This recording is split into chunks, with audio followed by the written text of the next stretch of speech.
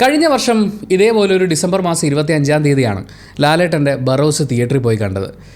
ഇന്ന് അതിൻ്റെ ഓർമ്മ പുതുക്കൽ ദിവസമാണോ എന്ന് ചോദിച്ചു കഴിഞ്ഞാൽ ബറോസൊക്കെ ഭയങ്കര ബെറ്റർ പടമായിരുന്നു എന്നാണ് ഈ സിനിമ കണ്ടു കഴിയുമ്പോൾ എനിക്ക് പറയാനുള്ളത്. വൃഷഭയെക്കുറിച്ചാണ് പറയാനുള്ളത്. ഇതിനെക്കുറിച്ച് വളരെ ചുരുങ്ങിയ വാക്കുകളിൽ പറയാനാണെങ്കിൽ, ഈ മമ്മൂക്കയുടെ മാമാങ്കം റിലീസായതിനു ശേഷം എയറിൽ നിൽക്കുന്ന ട്രോൾ സംഭവങ്ങളൊക്കെ വന്നിട്ടുണ്ടായിരുന്നു. മീമുകളൊക്കെ ഒരുപാട് ആളുകൾ ഉപയോഗിക്കുന്നതാണ്. അതിന് ചെക്ക് വെക്കാൻ പാകത്തിന് നമ്മുടെ ലാലേട്ടൻ്റെ ഒരു മീം ആർക്കും കിട്ടിയിട്ടുണ്ടായിരുന്നില്ല. ബറോസ് വന്നു, അതിനുശേഷം കണ്ണപ്പയിൽ പുള്ളി ഒറ്റക്കാലിൽ വാളിൻ്റെ മുകളിൽ നിൽക്കുന്നതൊക്കെ വന്നു. പക്ഷേ മാമാങ്കത്തിന് ചെക്ക് വെക്കാനുള്ളതുണ്ടോ എന്ന് ചോദിച്ചു കഴിഞ്ഞാൽ ഈ സിനിമയിലുണ്ട്. അങ്ങനെ ഫാൻസിന്, അതായത് മോഹൻലാൽ ഹീറ്റുള്ള ഫാൻസും ഉണ്ട്, ഹീറ്റുള്ള മോഹൻലാൽ ഫാൻസും ഉണ്ട്. ഇവന്മാർക്ക് എന്തിൻ്റെ അസുഖമാണെന്നുള്ളത് എനിക്ക് മനസ്സിലായിട്ടില്ല. എന്തായാലും അങ്ങനെ ഹീറ്റുള്ള ഈ ഫാൻസിന് ചെക്ക് വെക്കാനുള്ളൊരു സാധനമായിട്ട് ലാലേട്ടൻ്റെ ഭാഗത്തുനിന്ന് കിട്ടിയിട്ടുള്ള സിനിമയാണ് വൃഷഭ. മാത്രമല്ല, ഇത് ഈ തെലുങ്ക് ലോബി നമ്മുടെ ലാലേട്ടനെ അവിടുന്ന് ഫീൽഡ് ഔട്ട് ആക്കാനുള്ള ഒരു പദ്ധതി ഇട്ടതാണെന്ന് പോലും ഞാൻ സംശയിക്കുന്നുണ്ട്. അല്ലെങ്കിൽ പിന്നെ ആ മനുഷ്യനെ ഇങ്ങനെ പറഞ്ഞ് പറ്റിക്കാൻ പറ്റും. ലാലേട്ടനെ ഞാൻ ഒരിക്കലും കുറ്റം പറയില്ല. അദ്ദേഹം ഒരുപക്ഷെ വിചാരിച്ചത് നമുക്ക് രണ്ടാം ഊഴത്തിലെ ഭീമനെയോ ഇതുവരെ അവതരിപ്പിക്കാൻ പറ്റിയില്ല. അപ്പോൾ പുത്രദുഃഖത്താൽ ഉഴലുന്നൊരു രാജാവിൻ്റെ ആ ഒരു ഉള്ളിൽ നിന്നിങ്ങനെ ഒഴുകി വരുന്ന ആ ദുഃഖമൊക്കെ ഉണ്ടല്ലോ, അതും പിന്നെ ഈ സിനിമയിൽ കംപ്ലീറ്റ് മറ്റേ നാടക ഡയലോഗാണ്. ആരെങ്കിലും ഒരാൾ ചേട്ടാ ഇത് പച്ചലയാണോ പഴുത്തലയാണോ എന്ന് ചോദിച്ചാൽ രുദ്രമഹാദേവൻ്റെ എന്നൊക്കെ പറഞ്ഞിട്ട് പിന്നെ ഒരു 25 മിനിറ്റ് കഥാപ്രസംഗം കഴിഞ്ഞിട്ട് ഇത് പച്ചലയാണോ പഴുത്തലയാണോ എന്ന് എനിക്കറിയില്ല എന്ന് പറയുന്നത് പോലെ പറഞ്ഞിട്ട് പോകുന്ന അങ്ങനത്തെ ഒരു ഡയലോഗ് സ്ട്രാറ്റജിയാണ്. അപ്പോൾ ഇതൊക്കെ കേട്ടപ്പോൾ ലാലേട്ടനെ എളുപ്പം തോന്നിയിട്ടുണ്ടാവും ഇത് ഞാൻ ഭീമന് പകരം എനിക്ക് ചെയ്യാൻ പറ്റിയിട്ടുള്ളൊരു വേഷമാണെന്ന്. അങ്ങനെ ആ പാവം നല്ല മനസ്സോടുകൂടി ചെന്ന് ചാടിയതായിരിക്കും. എന്തായാലും അവർ ലാലേട്ടനെ നല്ലോണം പുഷ്പിച്ചിട്ടുണ്ട്. സിനിമ തുടങ്ങുമ്പോൾ ഗോഡ് ഓഫ് ആക്ടിങ് എന്നൊക്കെയാണ് ലാലേട്ടനെ കുറിച്ച് എഴുതി കാണിക്കുന്നത്. ദി കംപ്ലീറ്റ് ആക്ടർ എന്നുള്ളത് അവരൊന്ന് തിരുത്തി ദ കംപ്ലീറ്റ് സ്റ്റാർ മോഹൻലാൽ എന്നാക്കിയിട്ടുണ്ട്. പിന്നെ ഉപയോഗിച്ചുകൊണ്ട് ലാലേട്ടൻ ഒരു ഇൻട്രോ ഒക്കെ കൊടുത്തു. പക്ഷേ മൊത്തത്തിൽ ലാലേട്ടനെ അവർ ചതിച്ചതാ എന്ന് പറയാൻ തോന്നിപ്പിക്കുന്ന പോലെയാണ് എനിക്ക് ഈ സിനിമ അനുഭവപ്പെട്ടത്. വളരെ ചുരുങ്ങിയ വാക്കുകളിൽ കഥയെക്കുറിച്ച് പറയാനാണെങ്കിൽ, അമ്മയെ വെട്ടിക്കൊന്ന മോൻ, അച്ഛനാണ് ഇതിന് കാരണം എന്ന് പറഞ്ഞുകൊണ്ട് അച്ഛനെ കൊല്ലാൻ വേണ്ടി യുഗങ്ങളായി പുനർജന്മം എടുത്തുകൊണ്ടിരിക്കുകയാണ്. കഴിഞ്ഞ ജന്മത്തിലും ഈ ജന്മത്തിലും ഇവൻ്റെ ഈ കലിപ്പ് കാണേണ്ടി വന്ന ഒരു ഗതികെട്ട തന്തയായിട്ടാണ് നമ്മൾ ലാലേട്ടൻ്റെ ക്യാരക്ടറിനെ കാണുന്നത്. ഇവൻ്റെ കയ്യിലിരിപ്പിന് ഇവൻ ആദ്യത്തെ ജന്മത്തിൽ തന്നെ ലാലേട്ടൻ ഫിനിഷ് ചെയ്യേണ്ടതായിരുന്നു.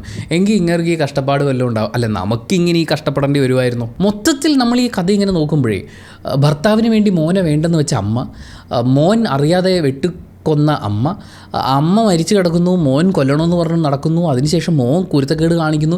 ഇതൊക്കെ കണ്ടു നിൽക്കേണ്ടി വരുന്ന ഒരു അച്ഛൻ, കേടുകെട്ട കുടുംബമാച്ചേ എന്ന് നമുക്ക് തോന്നിപ്പിക്കുന്ന തരത്തിലുള്ള അങ്ങനത്തെ ഒരു പ്രത്യേകതരം കുടുംബ കഥയാണത്. ഇതിൻ്റെ ഇടയിലാണ് ഒരു കശിനും കൊള്ളില്ലാത്ത VFX, ഗ്രീൻ സ്ക്രീൻ, AI ഒക്കെ ഉണ്ടല്ലോ. ഈ സിനിമ അതുപോലെ നമ്മൾ ഏതെങ്കിലും AIക്ക് അപ്ലോഡ് ചെയ്ത് കൊടുത്തിട്ട് എങ്ങനെയുണ്ട് സിനിമ എന്ന് ചോദിച്ചാൽ അവർ നെഗറ്റീവ് റിവ്യൂ ഇടും. ആ രീതിയിലുള്ള AI പരിപാടികൾ അടക്കം ചെയ്ത് വെച്ച് പിന്നെ ഈ പറഞ്ഞ പോലെ ആർക്ക് മനസ്സിലാവാത്ത ഡയലോഗുകൾ എന്തിനോ പറഞ്ഞു പോകുന്നൊരു സിനിമ എന്നാണ് ഈ സിനിമയെക്കുറിച്ച് എനിക്ക് അനുഭവപ്പെട്ടത്. ഒരച്ഛനും ഈ ഗതി വരരുതെന്നോ അങ്ങനെ എന്തോ ലാലേട്ടൻ പറയുന്നുണ്ട്. ഒരു മോഹൻലാൽ ഫാനിനും ഈ ഗതി വരരുതേ എന്ന് പറയാൻ തോന്നിപ്പിച്ച പോലത്തെ ഒരു അനുഭവം. പക്ഷേ ഇത് എൻ്റെ മാത്രം പേഴ്സണൽ ഒപ്പീനിയനാണ്. സിനിമ ഓരോരുത്തർക്കും ഡിഫറൻ്റ് ആണല്ലോ. അപ്പോൾ നിങ്ങൾ ഈ സിനിമ സ്വന്തമായി തിയേറ്ററിൽ പോയി കണ്ട് സ്വയം വിലയിരുത്തേണ്ടതാണ്. നിങ്ങൾ അനുഭവിച്ചറിയേണ്ട ഒരു സത്യം തന്നെയാണ് വൃഷഭ എന്ന് പറയുന്നത്. അപ്പോൾ സ്പോയിലർ ഒന്നും വേണ്ട എന്ന് ആഗ്രഹിക്കുന്ന ഒരാളാണെങ്കിൽ നിങ്ങൾ ഇവിടെ വെച്ച് വീഡിയോ അവസാനിപ്പിക്കുക, തിയേറ്ററിൽ പോയി സിനിമ കാണുക, എന്നിട്ട് അനുഭവിക്കുക. പക്ഷേ കുറച്ച് സ്പോയിലർ എലമെൻറ്റ് വന്നാലും എനിക്ക് കുഴപ്പമില്ല എന്നാണെങ്കിൽ തുടർന്ന് കേൾക്കാം. സിനിമ തുടങ്ങുമ്പോൾ തന്നെ സ്ഫടികലിംഗത്തെക്കുറിച്ച് ഒരു സ്റ്റഡി ക്ലാസ് നമുക്ക് എടുത്തു തരുന്നുണ്ട്. സ്ഫടികലിംഗം എന്ന് ഉദ്ദേശിക്കുന്നത് ശിവലിംഗം, അത് സ്ഫടികം രൂപത്തിൽ ഒരു വെള്ള കളർ ഒരു ഷേപ്പിലാണ് അവരിത് ഉണ്ടാക്കി വെച്ചിരിക്കുന്നത്. അപ്പോൾ അതുള്ള സ്ഥലങ്ങളിൽ ഭയങ്കര ഐശ്വര്യവും സംഭവമൊക്കെ ഉണ്ടാവും അത്രേ. ഇത് തട്ടിയെടുക്കാൻ വേണ്ടി ഒരുപാട് ആളുകൾ ശ്രമിച്ചിരുന്നു എന്നൊക്കെ കാണിക്കുന്നുണ്ട്.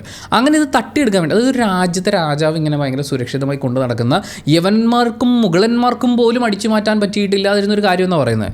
പക്ഷേ ഒരു 5-6 പേര് വട്ടം കൂടി ഇരുന്നിട്ട് കറുത്ത പെയിൻ്റെല്ലാം അടിച്ച് മുഖത്ത് ഭയങ്കര മാസ്കൊക്കെ വെച്ചേക്കണം. ഞാൻ ആലോചിച്ച് ഈ മാസ്കിനുള്ള പൈസ ഇവന്മാർക്ക് വാള് വാങ്ങി കൊടുക്കാൻ ആ ഗ്രൂപ്പിൻ്റെ തലവൻ തീരുമാനിച്ചിരുന്നെങ്കിൽ അവന്മാർക്ക് വല്ലതും ചെയ്യാൻ പറ്റുമായിരുന്നു. അങ്ങനെ ഒരു ഗതിയും പരഗതി ഇല്ലാത്ത ഒരു 5-6 പേര് കൂടിയിട്ട് ഈ സ്ഫടികലിംഗം അടിച്ചു മാറ്റാൻ വേണ്ടി വരികയാണ്. ഇവർ ആൾക്കൂട്ടത്തിൽ വരുമ്പോൾ തന്നെ എല്ലാവരും പേടിച്ച് അറഞ്ചം പുറഞ്ചം ഓടുന്നു. അപ്പം തന്നെ ആ നാട്ടിലെ രാജ്ഞി ഒരു ചാട്ടവാറുമായി ചാടി വരികയാണ്. ഈ ഫൈറ്റ് കഴിഞ്ഞ ഉടനെ തന്നെ അവർ പ്രസവിക്കുന്നുണ്ട്. അതെങ്ങനെയാണെന്നുള്ളത് എനിക്ക് മനസ്സിലായില്ല. എന്തായാലും ചാട്ടവാറുമായി ചാടി ഇറങ്ങുന്ന രാജ്ഞി തൻ്റെ VFX ചാട്ടവാർ ഉപയോഗിച്ചുകൊണ്ട് ഒരുപാട് ആളുകൾ അവിടുന്ന് ഇവിടുന്നൊക്കെ വെട്ടി താഴെ ഇട്ടുകൊണ്ടിരിക്കും. ഇതിനിടയ്ക്ക് കുന്തവുമായി ഓടി വരുന്ന ഒരു സൈന്യാധിപനുണ്ട്. സൈന്യാധിപൻ കുന്തം വലത്തോട്ടെറിയുന്നു. അത് വലത്തെ സൈഡിൽ വേറെ ഏതോ ട്രജക്ടറിയിൽ പൊക്കൊണ്ടിരിക്കുകയാണ്. ആ സമയത്ത് നേരെ ഫ്രണ്ടിൽ നിന്ന് ഒരുത്തം കുത്തുകൊണ്ട് താഴെ വീഴുന്നു. അങ്ങനെയൊക്കെയുള്ള ഭയങ്കരമായിട്ടുള്ള ഫൈറ്റുകൾ ഫൈറ്റുകൾ നമ്മൾ കണ്ടുകൊണ്ടിരിക്കുന്ന സമയത്ത് ഇവർക്ക് തന്നെ തീർക്കാവുന്നതേ ഉണ്ടായിരുന്നുള്ളൂ. എന്നാലും ഈ രാജ്ഞി എന്തോ ഒരു സാധനം കൂട്ടിച്ചേർത്തിട്ട് മഹാരാജ വൃഷഭ എന്നൊരു വിളി വിളിക്കും. അപ്പോഴാണ് നമ്മുടെ ലാലേട്ടൻ കുതിരപ്പുറത്ത് ഇങ്ങനെ വരുന്നത്. കുതിരയുടെ കാര്യമൊക്കെ ഭയങ്കര രസമാണ്. എന്തായാലും ലാലേട്ടൻ വന്ന് വില്ലനെ ഇങ്ങനെ കൊല്ലാറാക്കുമ്പോഴേക്കും ഈ രാജ്ഞി, അതായത് ലാലേട്ടൻ ഇപ്പോൾ വെട്ടും, അയാൾ മരിക്കും, പക്ഷേ രാജ്ഞി വിടില്ല.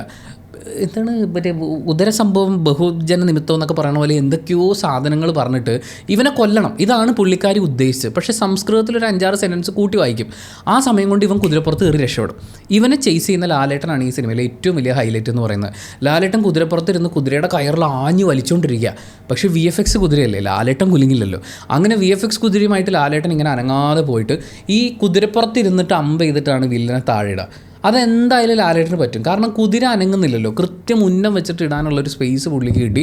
പക്ഷേ ഈ അമ്പ് പാഞ്ഞു പോയിട്ട് ഇടത്തെ സൈഡിൽ കുത്തുകൊണ്ട് വീണ ഈ വില്ലനുണ്ട്, അവിടുന്ന് അമ്പ് വളഞ്ഞു പോയിട്ട് വലത്തെ സൈഡിൽ റോട്ടിൽ കൂടി പോകുമായിരുന്നു ഒരു കൊച്ചു കുഞ്ഞിൻ്റെ കഴുത്ത് തുളഞ്ഞു കയറി. ഞാൻ ആലോചിക്കുക, അന്നത്തെ ആ അമ്പും വില്ലിൻ്റെ ഒരു സയൻസ് എന്നൊക്കെ പറഞ്ഞാലേ, അതായത് കുതിരപ്പുറത്തിരിക്കുന്ന 6 അടി പൊക്കമുള്ള ഒരാളുടെ കഴുത്തിൻ്റെ ഹൈറ്റിന് പോയിട്ട് ആ അമ്പ് വളഞ്ഞ് താഴെ വഴി കൂടി പോകുമായിരുന്നു. ഓപ്പോസിറ്റ് സൈഡിലുള്ള കൊച്ചിൻ്റെ കഴുത്തിൻ്റെ ആ സൈഡ് വരെയൊക്കെ എന്തൊരു നമ്മൾ ശരിക്കും ആർഷഭാരത സംസ്കാരത്തെക്കുറിച്ചൊക്കെ ആലോചിക്കുമ്പോൾ അത് ഭയങ്കര സംഭവമാണ്. എന്തായാലും ഫൈറ്റെല്ലാം കഴിഞ്ഞ് ശാപവും കിട്ടി, ആകെ തളർന്ന് ഒരു 2 മിനിറ്റ് റെസ്റ്റ് എടുക്കാമെന്ന് വെച്ച് രാജകൊട്ടാരത്തിലേക്ക് ഓടിപ്പോണ സമയത്താണ് രാജ്ഞി പെറ്റൂന്ന് പറയുന്നത്. പക്ഷേ രാജഗുരു സമ്മതിച്ചില്ല. രാജഗുരു 5-6 ഗുരുക്കളുമായിട്ട് ചെന്ന് ലാലേട്ടനോട് പറയാണ് മഹാമൃത്യുഞ്ജയ ഹോമം നടത്തണം.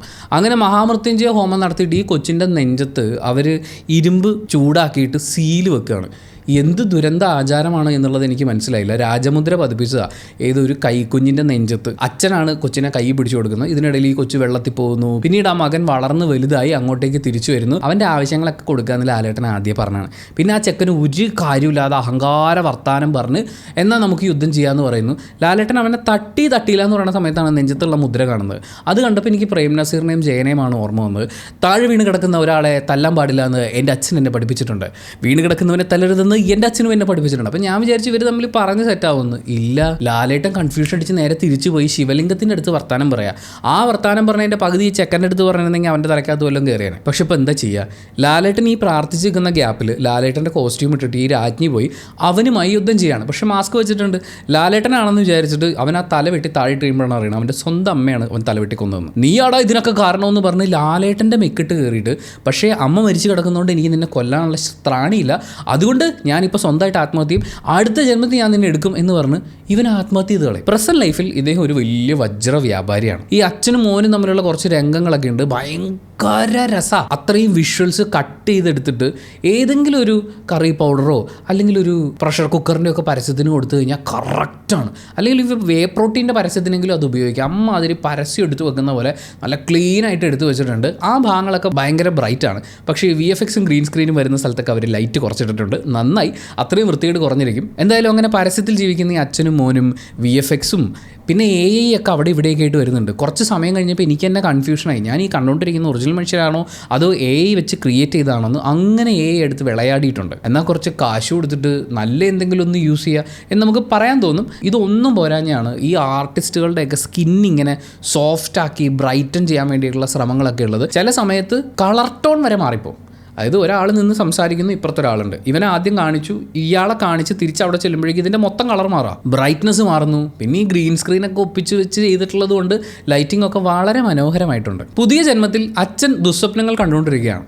മോൻ ഇതിൻ്റെ കാരണം എന്താണെന്ന് അറിയാൻ വേണ്ടി അവൻ്റെ അഹങ്കാരം മുഴുവൻ പാക്ക് ചെയ്തെടുത്തിട്ട് വേറൊരു സ്ഥലത്ത് ചെല്ലുന്നു. അങ്ങനെ ചെല്ലുന്നിടത്തു നിന്നെല്ലാം ഇവനെ ആട്ടി പുറത്താക്കുന്നു. ഇതിൻ്റെ ഇടയിൽ ഒരു ലവ് ട്രാക്ക് ഉണ്ട്. അതാണ് ഈ സിനിമയുടെ ഏറ്റവും വലിയ ഹൈലൈറ്റ് എന്ന് പറയുന്നത്. ഒരു പെൺകുട്ടി ഇന്ന് കണ്ടു, അവന് പ്രേമം തോന്നി.